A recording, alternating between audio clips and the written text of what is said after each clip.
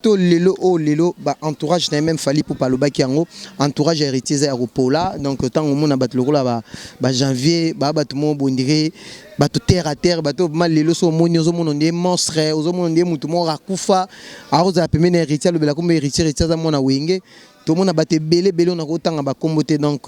pour na koloba ki makambo lelo ce qui héritier zo linga akota na ba buzz na ba futilité le temps que musique ne ki tabaninga ba popicé bazo avancer na musique camarade na Fiviette maloba ke Fiviette so ki aboma libala so ba boye Fiviette étant que camarade na lobi ke Jaël eza ndenge na ye apanzaka bato umela te na bato donc ça veut dire que aujourd'hui ba futika Karine monnaie de singe mais biso ba pegi titantoza ba mbiaka na ndenge je ba kokate parce que ici c'est l'esprit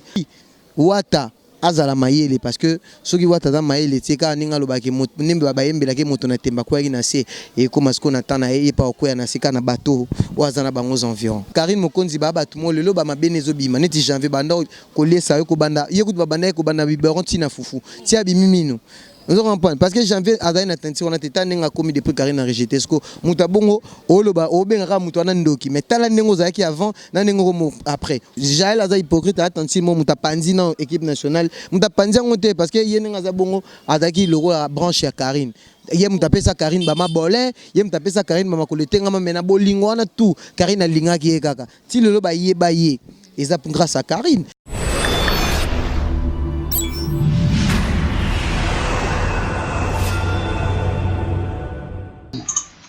Oui, le plaisir est pour moi de savoir, très nombreux à nous suivre partout dans le monde entier à travers CL News TV de Christelle Arose Mamounou de la presse congolaise. Les lotos qui tibongo na banda lungwa teo luka pegi titon par rapport à makambo ba bijoux oyo bazo koloba ki ya héritier Watanabe tout teo koluka tout ça éclaircissement et pas pegi titon. Bonsoir Peggy. Ouais, bonsoir Vanessa Moussao, bonsoir à Claire Boboula, le mignon garçon de Paris, ainsi que à Ami Gongo, Babi Mokonza 26 communes, déjà Peggy Titan a baptisé déjà. Et un grand merci aussi, Babi, agence Mikolo Komira, Moko, agence F2A. Il y a Fabien de Bilto, oh vraiment, n'a pas si mot de Bissiga Zali, Babi so vous avez besoin de Ndambo, qui est une agence FDA, et pas Fabien de Bilto, comme à Luanda, comme à Kinshasa, donc on a Bruxelles, Luanda. Donc un grand merci à Bachar Internet, nous sommes au Balandarabi, sur la chaîne Kitoko, et pas à Ndekonabiso, oh vraiment, puis ça a plaisir dans Internet, donc Vanessa Moussao. N'a pas si merci à Bato, nous sommes au Balanda, émission, oh, va à la carte attentif, Maram Narolo. Oui, Peggy Titan, n'est que aux carte Internet, qui des bijoux. Oyo bazo qui j'ai hérité Watanabe pas notre consoeur Karine Mokonzi tout le monde ba publication qu'est-ce que tu peux dire par rapport ici et là on a rôle eza ba montage bato baza pemeni na héritier bato lelo bazo sur internet so nous ba quitte ça d'abord musique héritier lo bango qui a auto beta musique intelligent mais bato lelo ba entourage na même fali pour paloba ki yango entourage héritier za aéroport donc tant au monde a battu lokola ba janvier ba tout mo bondire bato terre à terre bato mal lelo so moni zo mono ndé monstre zo mono ndé mutu mo rakufa aroza pemene héritier lo bela comme héritier za mona wenge tout le monde a battu belé on a autant ba comboté donc pour na koloba ki makambo lelo ce qui héritier zo linga akota na ba buzz na ba futilité le temps que musique ne ki tabaninga ba popicé bazo avancer na musique atala batama ba belé baza na tout autour na donc makambo ya bango na Karine ce que za privé makambo ba bijoux sur écoute sur internet nga je pense pas que héritier nga za alors vraiment moyen à quoi comme la Karine Mokonzi bijoux donc c'est pas intéressant déjà ba coterie na ba montage il y a bateau ba na internet la team internet au tout le monde a basé belé ba oganga mais ba aider héritier na elo monter aider héritier na elo monter mais parce que moi il peut Karine Mokonzi sali direct par rapport na oui soit sali direct peut-être à réclamer bablonné parce que il y a une déjà na internet il y a internet ça monde moins songi donc déjà que Karine a constaté que déjà que ba yebi mais pour nous le barak que Jaël show baza ba hypocrite Jaël aza hypocrite attention mo mutapanzi na équipe nationale mutapanzi ngote parce que yenga za bongo azaki logo la branche ya Karine ye mutapesa Karine bama bolin ye mutapesa Karine bama koletenga mena bolingo wana tout Karine alinga ki kaka ti lelo ba ye et ça grâce à Karine. Mais les lots linga peut-être à ça la coterie. Déjà banda déjà kotonga Karine depuis qu'elle est pas Myriam ngana na bato benga de 24 à 24 ba na Paris mais na Kinshasa. Donc maramu tout les gars na internet, yeba ke bato ba informanga, ya bato benga ba bikeno, Jaël aza hypocrite ba regretter aza mona mabe abanda kotonga déjà Karine depuis quand. Parce que muta pesa Karine comme ma bolin c'est Jaël show. Mais talaka ni bazala la famille ba oli place mon codon. Pour nous mona ke ba Karine mokonzi ba bato mo lelo ba mabenezo bima neti janvier banda kolie sa ko banda yekuti ba banda ko banda biberon tina fufu. Tia bimimino. Nous comprenons parce que janvier Adaïna Tanti on a été n'a commis depuis Karine a rejeté ce que mutabongo oloba obenga mutwana ndoki mais tala nengo zaki avant na nengo après oko misalité ozola tabajit na malongate ozabiente mais le loto boité babi tangu mutu omoni mabe janvier fanda 4 ans plus de 4 ans na Karine tant ba nomo na ba mystique le lo ne Karine a commis mabe le lo ne a komo lo bakeba okangai papa mukolo lokola a dépassé déjà ba 30 ans bako okangai. Il y a déjà via Bandumba combien de fois Karine a supporté que frère nae a besoin de monter à malamu oyo ngana boy nangati na boy te que nabi que Karine a adam malamu te na côté la paix Karine te mais c'est que je dis parce que je passais de l'équipe nationale babiloko nyo son bandeko lo bango avant yango le comme mona donc surtout soutenir ba musicien to soutenir bango et puis wata azala mayele parce que ceux qui voient tata mayele tika ninga lobaki nimba bayembela ke moto na temba kwa na se et comme ce qu'on attend na e pas kwa na sika na bateau ou azana bangos environ. Mais oui voice mo utsko comme tout à l'heure que Abiri azo funda et pas Karine Mokonzi que to cheka mambo base mambo bijou za solo to yebi ke biso to vanda na aussi comme voice mo bimi Abira solo na Karine Mokonzi. Quand je parle de l'hypocrisie au moni ke bango tout badana bango ba hypocrite et ça neti Jaël tout ça Karine bien mais à ton Karine n'est pas même et pas Myriam Mokonzi biso to yebi d'abord Myriam Mokonzi o lelo o azo chacha kambanga o soki akomi camarade soki ya Cynthia mapapa soki nani to mona lelo to yebi même na page Facebook na koma ya Basta c'est grâce à Karine c'est parce que to yeba qui était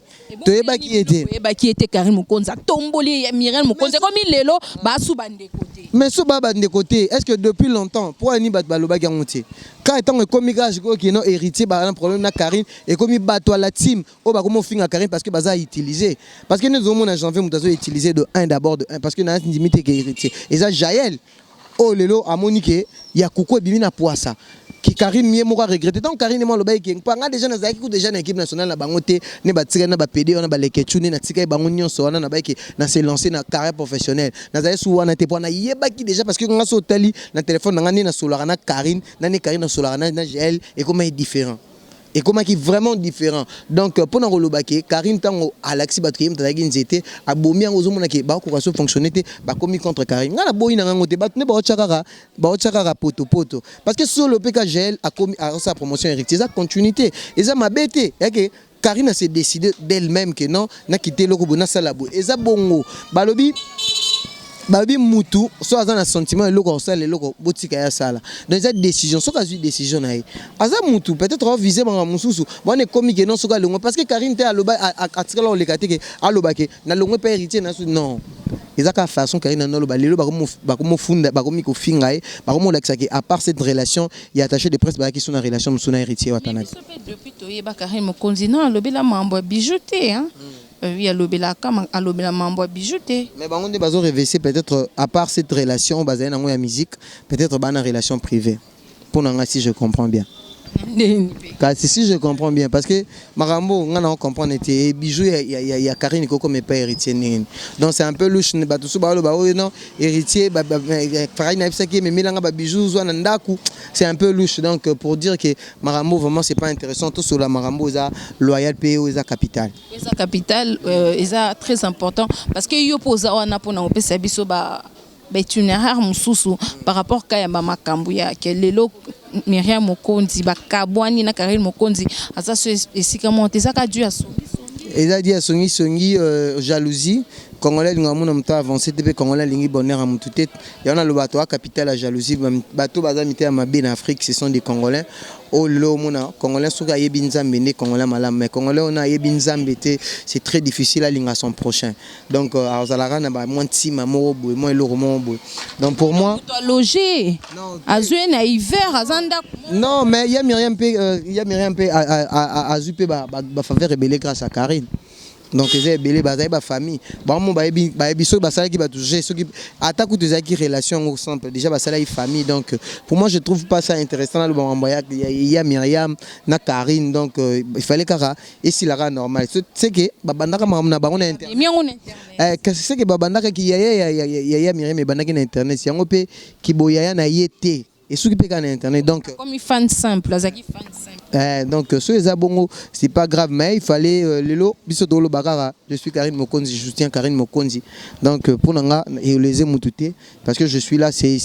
une sœur c'est une consoeur que on a vécu ensemble je pourrais pas les laisser dans mon parce que il y a beaucoup de gens au bazar contrarié au bazar ba ennemi et moi avec elle on s'est séparés calmement malgré mambelikana qui mène à ce là qu'au débordé tant que naebi je reconnais référence et les lopé tout batupé c'est grâce à elle parce que attends peu comme on en a trop donc je suis juste quelque reconnaissant na Karine donc je le soutiens ozo soutenir ye makas mais bato to yeba o ba liana yeba René Biri ba Jecho ba Juvenal ba Lekechu bazak ba Afilora bazak ensemble mais yo vraiment zaki vraiment makas vraiment te mettre yebi kozala penike mais bango ba PC mo on dirait moi Congo mais yo so soutien je suis Karine Mokonzi je soutiens Karine Mokonzi malgré que tu dis ça, moi, Karine, mais moi quand j'étais venu, j'étais plus que eux. C'est comme si j'ai donc moi en relation avec Karine Mokonzi avant Naya équipe nationale. Donc ça veut dire que Karine Mokonzi a déjà qui est entouré par une famille, bavé ba Guy Mokonzi, ba Yannick Mokonzi déjà, tout ça na place moi on a Karine na ba lemba on a moi na bangame Karine na moi pâté. Donc déjà Karine me connaît depuis longtemps na temps na bobo koli donc Karine a yebinga tanga monanga. Donc c'est un peu différent na bango ba kuta na vie professionnelle. Eza azani famille Mokonzi te famille soki nini wana otoke ba René ba famille mo na famille conseil lokwa yo vanda donc c'est que y a Myriam Aza a yende muté sur pied parce que ce qui Aza baza famille Mokonzi te mais c'est qu'elle a pris le nom de Karine donc ça veut dire qu'elle était complexée de Karine Mokonzi d'avoir son nom donc so Aza la famille Mosusu fallait chakuma famille donc déjà comme elle portait déjà le nom de la famille Mokonzi au babel déjà la grande sœur à Karine Mokonzi c'est que yende mutazi komba Karine donc elle a qui à se soumettre elle-même. Oui, tu comme vraiment na souka. Peggy, donc qu'est-ce que tu peux dire par rapport à tout ça? Moto peli, moto vraiment peli ma casse na carte internet. Okolo bani par rapport à. Le bar internet est glissé. Il y a un appel sur qui me na le bar vérité. Il y a un aussi ma vérité. J'ai le chauffe on la monter manao za moi si on zo mona lelo ba fito internet bazo popisi ba ça moi danger. Yo kara musala na yo ezara ki babuchu. Na masanga ilo rezo bomayo mais Karine elle a fait de son mieux tout le monde a gardé na kin elle vivait très stable na musala au grand internet agi stable on a vraiment trop bon mangote Karine agi na palin fanda non à l'aise non pas par rapport à comportement j'ai né donc abimi hypocrite donc c'est pas bien donc muto banda ou ando lia na so za famille nao il faut l'accès on a visualisé ceux qui au l'accès face caché nao donc ça veut dire que parce que sur tali Karine combien de fois elle a pardonné yo ndimi ke muta peso ba kombo e kanga pe internet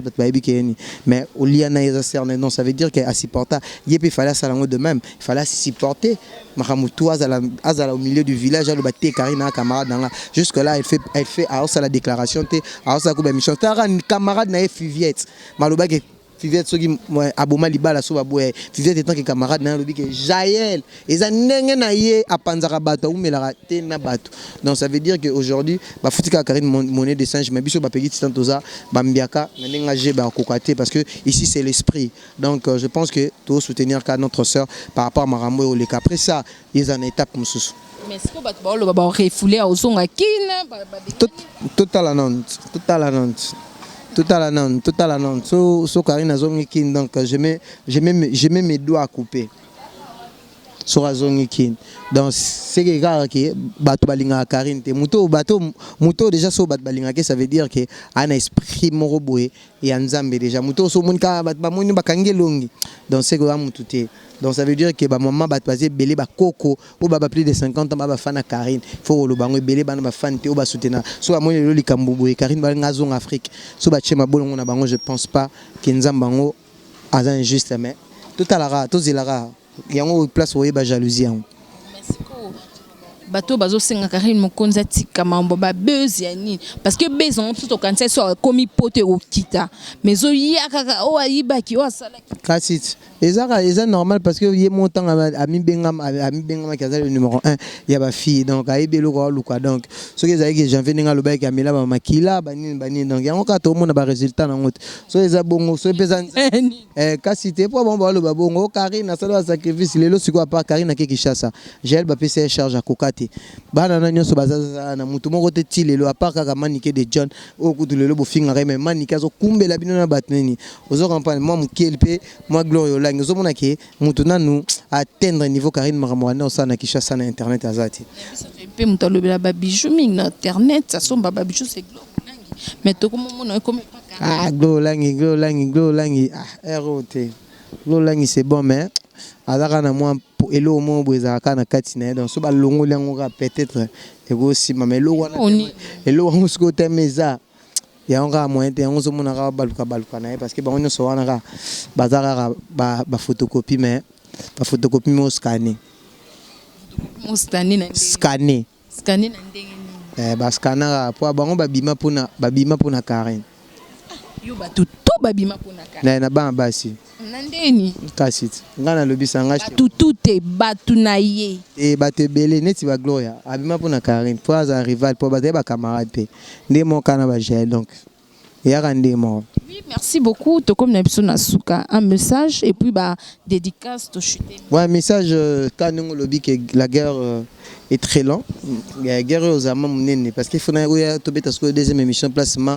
on a mon sala opposé na ma place au monde asko qui na robimisa ba vérité ni na autre bimisa ba vérité na Congo Vision et pas l'âme c'est donc émission est beti mabe na poto ba benginga on a minute na minute bato na otanga ba kombo ba janvier ba nani ba benga ba tinda ba ka ba $20 ba $30 ba $50 donc faut mona ke ba balingi ba on te belé ba bloqué donc biso ba peki c'est malgré ma kamome to vraiment aimer les autres kabola pe ba fan na ba tumsu no ba retenir place na loba mabe bo excusez-moi mais justement nga na loba ka vérité na olinga souté ke na sala ba émission un peu